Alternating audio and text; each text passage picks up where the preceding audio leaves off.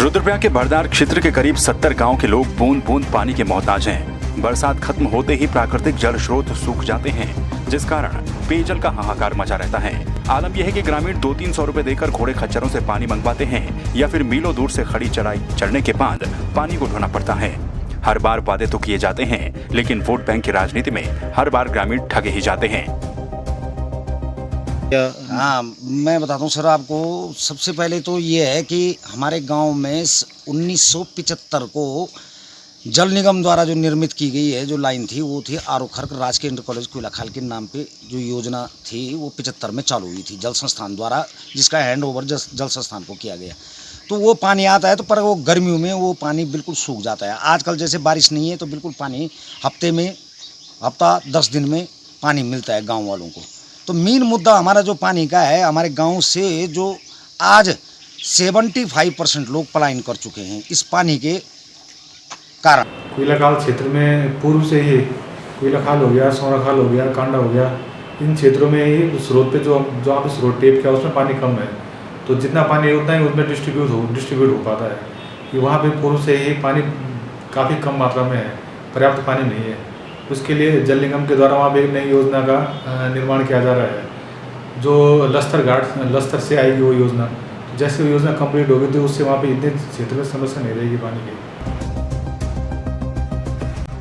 भरदार क्षेत्र के करीब 70 गांवों को पेयजल उपलब्ध करवाने के लिए 2006 में जवाड़ी रोटिया ग्राम समूह पेयजल योजना को NRDWP एवं राज्य सेक्टर ग्रामीण कार्यक्रम के अंतर्गत सरकार के द्वारा 1294.64 लाख रुपए की स्वीकृति प्रदान की गई थी। योजना को लस्तर नदी और खरकवाड़ी गाड़ कदेरे से बनाया जाना था। इस पेयजल योजना के निर्माण का जिम्मा रुद्रप्रयाग पेयजल निगम को दिया गया, लेकिन विभाग के द्वारा पूरे पैसे खर्च करने के बावजूद भी ग्रामीणों के हालात तर नहीं हो पाए। रुद्रप्रयाग के विधायक भरत चौधरी आरोप लगाते हैं कि पेयजल योजना में भारी भ्रष्टाचार हुआ। जवाड़ी एक ग्रेविटी स्कीम है और सन 2007 में सन 2006 में जब कांग्रेस की सरकार यहाँ पर थी, उस समय नारायण दत्त तिवारी माननीय मुख्यमंत्री के कार्यकाल में और अमृता रावत जी इस जिले की प्रभारी मंत्री होती थी, तब इस योजना को स्वीकृति मिली थी।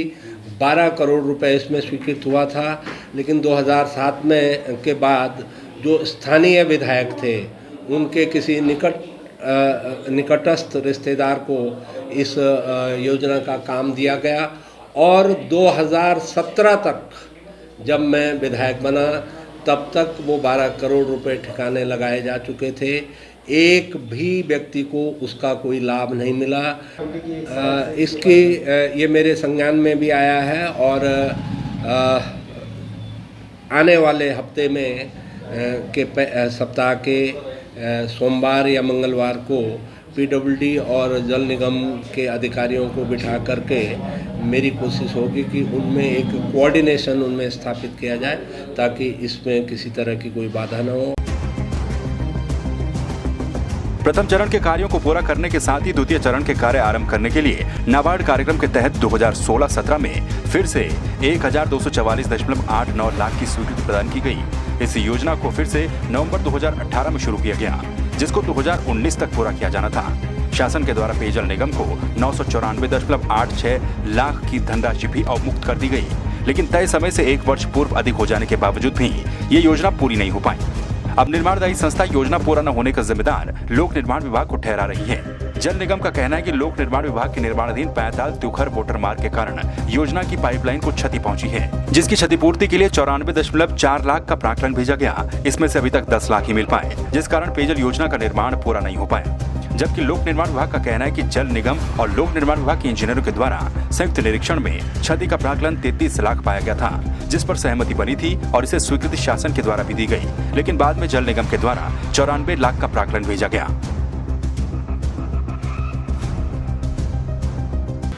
ये जिस योजना की आप बात कर रहे हैं जवाड़ी रोटिया ग्राम समूह पेयजल योजना के नाम से है और ये 2006 में सैंक्शन मिली थी इसकी, लेकिन वन भूमि विवाद के कारण या सैंक्शन न मिलने के कारण ये 2013 तक लंबित रही और 2013 में इसकी वन भूमि की स्वीकृति मिली है।